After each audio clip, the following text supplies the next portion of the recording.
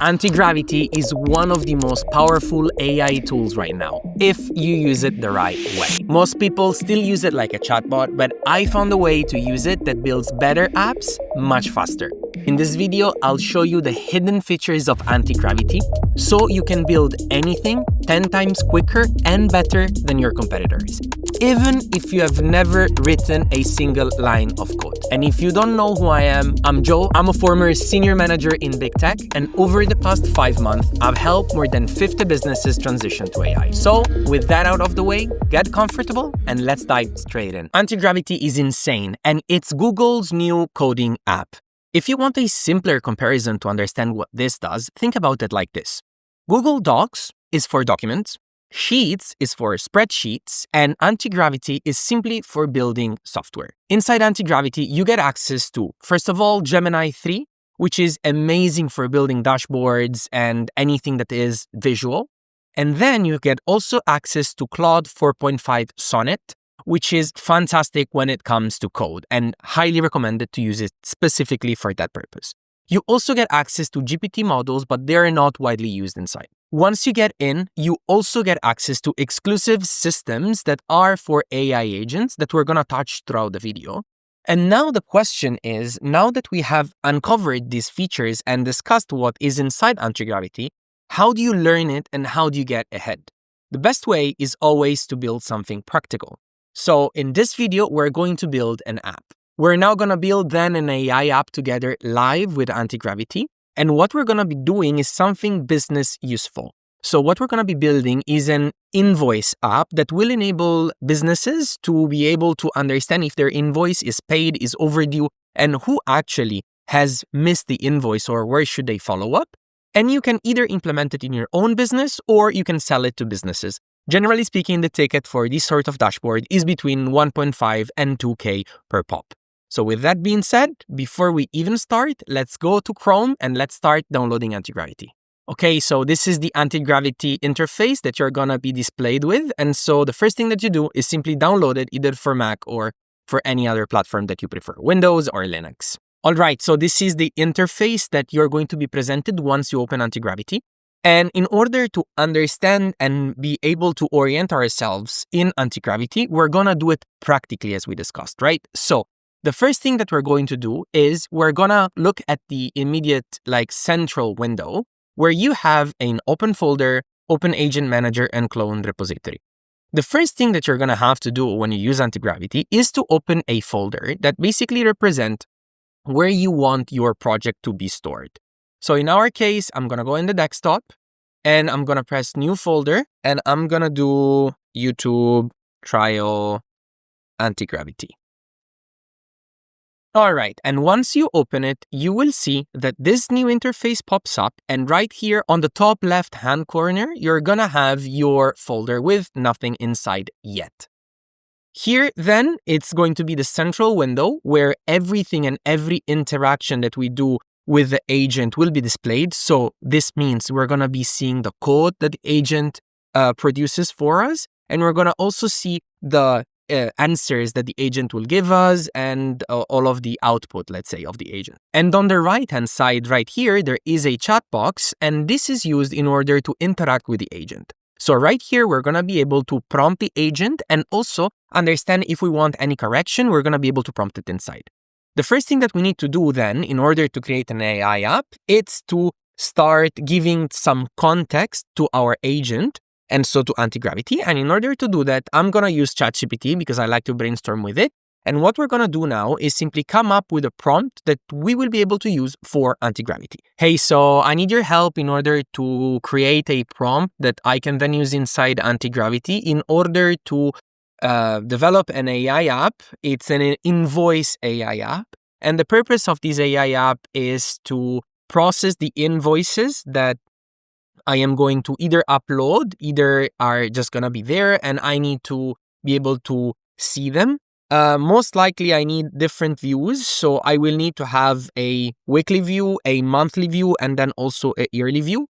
And at the end of this prompt, I would also need you to prepare some mock-up data for me to be able to have already inside the dashboard and to be able to see how the data are displayed and anything that it's working or not, so I can start interacting with Antigravity later on. Cool, so now here we have our prompt and we're ready to use it. Now, two things that I want to do before we even start. Here, you have the possibility of choosing which conversation mode you want. Let me just move myself so that you can see it. And you can choose between planning and fast. Basically speaking, fast is the agent will execute the task directly. It will not think it through. Planning means that it will think deeply about the task and then eventually it will execute. When you build something from scratch, I highly recommend you to use planning mode because it will just think deeper and you will just receive a better output. But for very basic tasks, you can also go fast depending on the use case. On the right-hand side right here, you have also the possibility of choosing which model you want. You can either choose between Gemini 3 or Claude Sonnet. As explained before, highly recommended when you're designing something to stick with Gemini 3, and then to move only to Claude Sonnet if you are actually like reviewing code or doing something very technical. You have also here the possibility of choosing GPT model, but I wouldn't necessarily recommend it because it's for very basic tasks and you might not be able to get such a good output in most of the use cases. So stick with Gemini and Claude. That's my 80-20 rules. Cool, now that we explained that and we chose planning and Gemini 3 Pro High, one other thing that we need in order to receive the best possible output from this is to be able to provide some pictures, let's say, of what the ideal dashboard would look like. And in order to do this, we're going to use this service, which is called Dribble. And right here, you are going to be able to find so many things according to whatever niche or category you want, right? So I now go right here and I type Invoice Dashboard. Okay, let me just clean it up right here and press enter. And right here, you have so many examples of UI, and they are actually high quality. I highly recommend it, both to my one-to-one coaching and to my community to go inside here. So right here, you're gonna choose something that you really like. Let's see if I can find something, I don't wanna say futuristic, but okay, look, nice. But something like visually like this, I think I really like it. I tend to love this type of visualization. So copy image, and then we're gonna go back to Antigravity, and I am going to add something else at the end of the prompt and be like, I pasted a reference picture for you to understand which style of dashboard I would need to copy. Ensure that the output of this prompt is a plan so that I can review. Please don't start building the app immediately. And now we have everything ready in order to press enter and see the AI agent that starts working, and you will see the output here in a very short amount of time. Right now, as you can see, the first thing that it's going to do is that you will be able to see right inside the thinking process of your AI agent. So that's what's going to happen in the beginning. And why in the beginning of the prompt, we didn't ask to build immediately the app, but we asked to wait and for us to be able to review it. The reason is because you will see that now one of the output of the AI agent in Antigravity will be an action plan. And once we start applying this, if we don't want something, we can slightly tweak it and change it. But then you will see that the AI agent, the more it goes and the more it starts coding and etc., will start ticking all of the boxes of this implementation plan that he did. And so we're going to be able also to follow along and understand if anything breaks, at which point it breaks and why. So now we have the output, and the first thing that you notice is that we have an implementation plan. You will be able to see it right here that 2 tabs have been produced. And the first one is Invoice AI Dashboard, Icon Venues Implementation Plan, Goal, and here it says everything that we wanted. So user review required, important, and etc., etc., etc., data models. And you will see that here you have literally the chance if you understand it and if you want it, to review it and modify it in advance. Otherwise, which is also a thing that for those of you who never touched code, it's very convenient. Here on the right-hand side, you will be able to go through each and every iteration and simply prompt here the changes that you want in order to receive the output or to achieve, the output that you need. The second thing, which is what I was talking about before, is by giving the last 2 sentences at the end of the prompt, we got an implementation plan. So now we will see that short after we said, okay, proceed, because if you see here, we have a human in the loop. We're going to be able to proceed or open or cancel a few things if we don't see fit. But here you will see that we will cross slowly everything. Also, if in case here you wanted to define something or to add more context, you also have the chance of going inside this section, press comment, and here you can easily type whatever you want and then add comment. And the AI agent will also take that additional context in order to start, doing the things that it was supposed to be doing. In this case, define TypeScript interfaces, whatever, with also the additional context that you provided. So with that being said, we're just going to press proceed. And here you will see that now it started with the implementation plan. And right here, after the usual thinking process, we're still using Gemini 3 Pro and etc. You will see that here, shortly, we're going to have to press accept. Of course, here is just initializing the thing. And this is the crazy and insane part. You don't need to understand anything about code, because what's going to happen is that Antigravity will take care of everything by itself, right? So as you can see here, you have that with the continuous interaction and sending, pressing enter and etc. The AI agent is also able to, in case it finds any error and etc., to autocorrect in itself. And this is what we call self-annealing, meaning that the AI agent, the more it finds errors, mistake, and etc., the more it will become stronger and it will fix itself. So this is a very big difference with normal AI automation. When you have automation in Make.com, NA10, or whatever other platform, Zapier, etc., when you have an automation and this automation runs and maybe it fails, you have to fix it yourself. And, they tend to fail for whatever reason, like something changed with the API or something different happened or, data were not formatted properly and etc.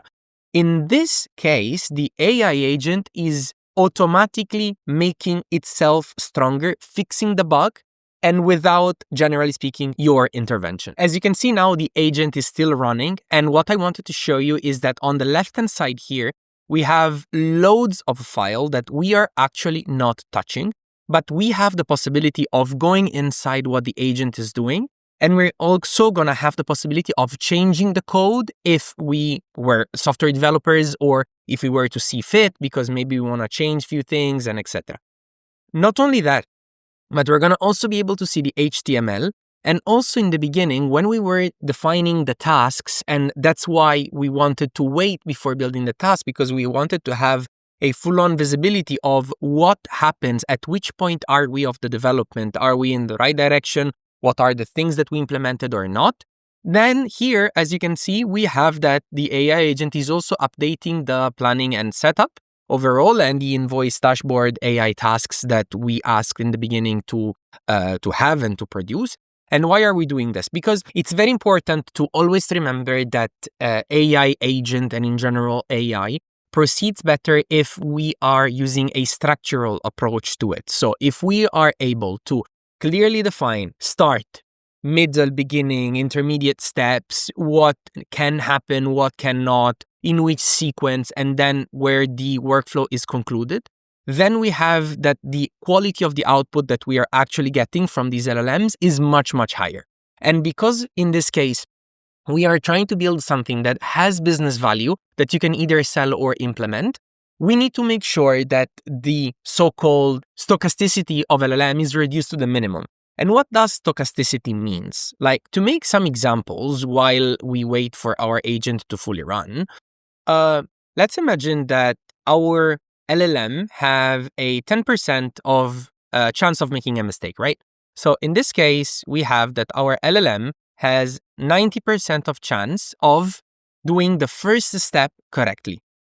So if now we iterate and we say, okay, but also the second step has 90% of chance of being correct, and we go on and we go on and we go on, and we make the hypothesis that just like most business processes, a business process is composed of 5 steps, right? So what you're going to have is that at every step, we have a 90% chance of making something right, which means that at net, you're going to have an 0.59% of completing the process successfully.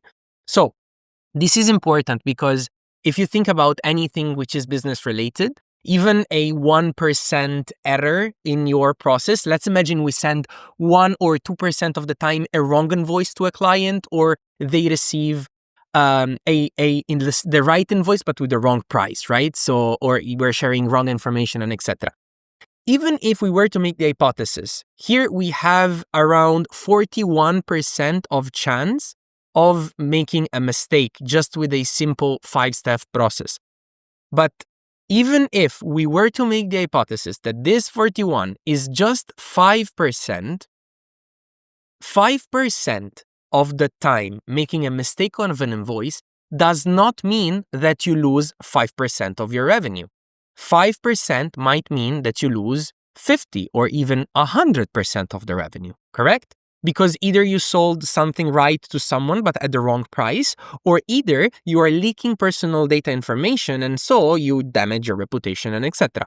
So stochasticity, if you consider this and you have this in mind, is extremely, extremely important to consider. And if you want also to develop much better prompts and AI agent, you need to make sure that somehow within your prompt, you are injecting some way in order to control the stochasticity and reduce it to the minimum. All right, so now I did a coffee break, by the way, and the agent finished running. And I want to show you because this is a very interesting one. So it says that it's ready to see in my local host. But if I press, I am actually getting nothing. And this is okay. Like the agent did not still load the dashboard properly in my local host, which basically means that it's simply running inside my computer with the GPU of my computer, right? And this is fine because this is enough for the AI agent to be able to understand that nothing is being displayed. And now it just opened a browser, and that's the most insane part about it, where it's saying, okay, look, there is an issue, and here it's now waiting for my input. And now I managed to show it to you, and we can press confirm, and now accept all. And that's how, simply by saying, and it's as simple as this, in natural language, hey, nothing is there, please help, the agent will manage to do it for you. And now, after a bit of back and forth, we have the local host, so we can press it. And this is the final dashboard that we managed to obtain. So as you can see here, we have mockup data, we have customer information, status, amount, and etc. We have an interactive dashboard. Then, is this perfect? No, not really, because now we have that this menu, for example, doesn't work. And probably also the buttons right here on the left-hand side, right? So how are we going to fix it? We're going to fix it simply by going here and prompting, hey, the buttons are not working. So can you please create further like tabs, or can you make them work, and so on and so forth. So this is how you would fix it, but I am more interested, rather than creating the perfect dashboard right now, to give you a bit more advanced knowledge on Antigravity and give you a little bit of tips and tricks of what you can do and what else is inside the platform. So if you go inside here, for example, the 3 dots that you find on the right hand corner, you have the possibility of pressing customization or MCP servers. So what are those? These are places in which you can place specific rules for either your workflows or general rules that help guide the behavior of the agent, right? And here you have the possibility of placing global rules or only for workspaces. Here, for example, I have a debugging rule overall, because debugging code tends to be one of the things that LLMs struggle more to do.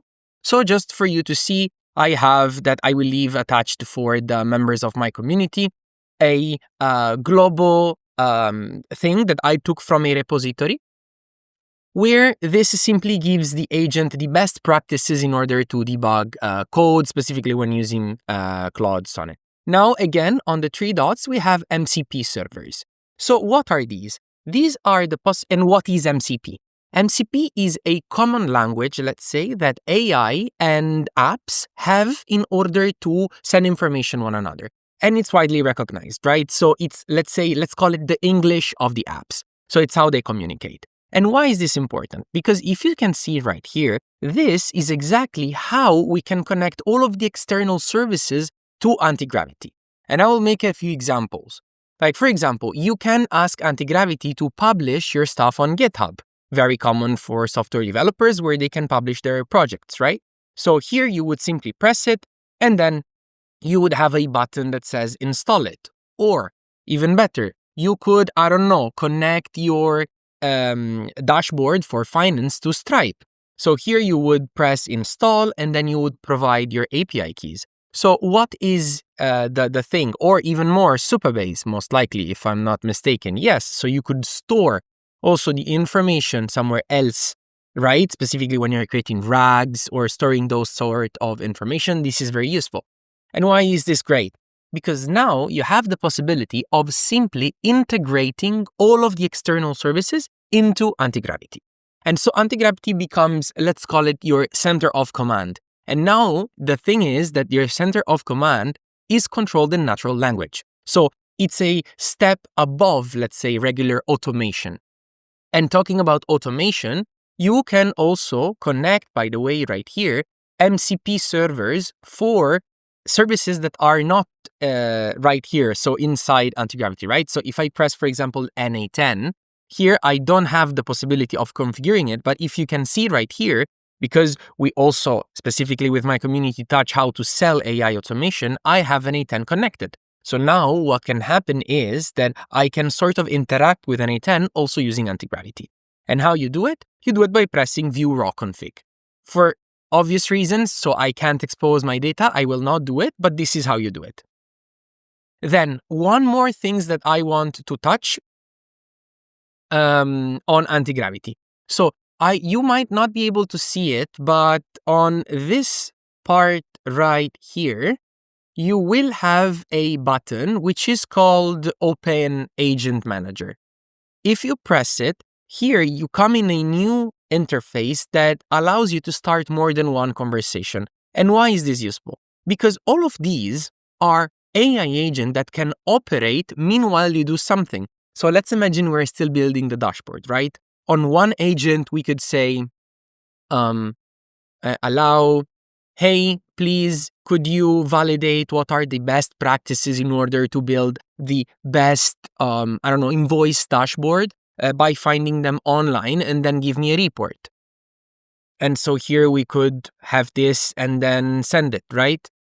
Then we could also run another agent in the meantime, right? And so maybe here we could say, hey, can you please also benchmark what are the top, if I were to create an AI app or a product, can you please help me benchmark what are the top 20% of features that makes these invoicing dashboard the most useful and the most valuable for a potential, like, fund that would like to sponsor me, or what are also the characteristics that make an invoice dashboard best in order to fit corporate environment.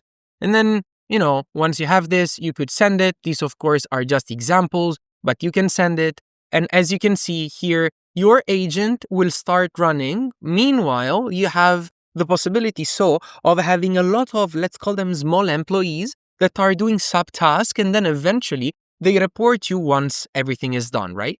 And where do they report? You have on the top left-hand corner this symbol, which is an inbox, where you actually can get the various resources. And they can give you, the results. So now if I open, and this, of course, was for the invoice dashboard best practices for designing, I can see that I start having results, right? So here I have UI, UX trends, and etc. And this is extremely, extremely useful. Of course, right here, you have the possibility of having more than one workspace, so you can control also your projects.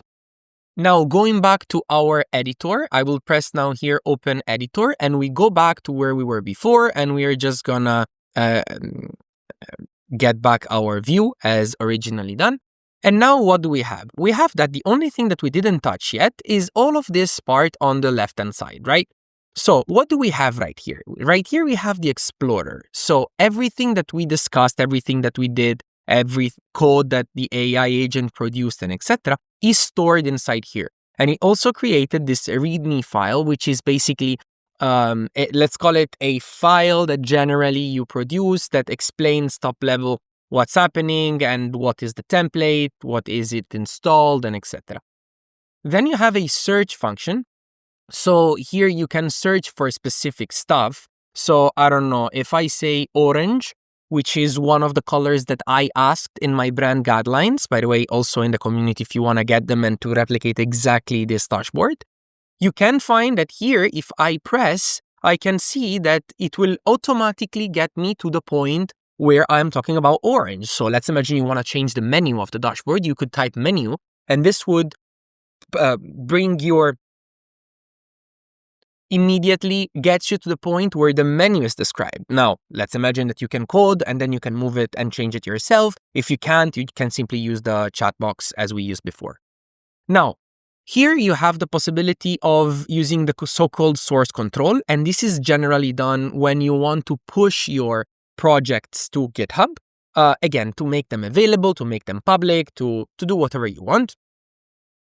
Run and debug. I generally don't use this feature because I prefer to debug with my file, the one that I shared, and with natural language right here.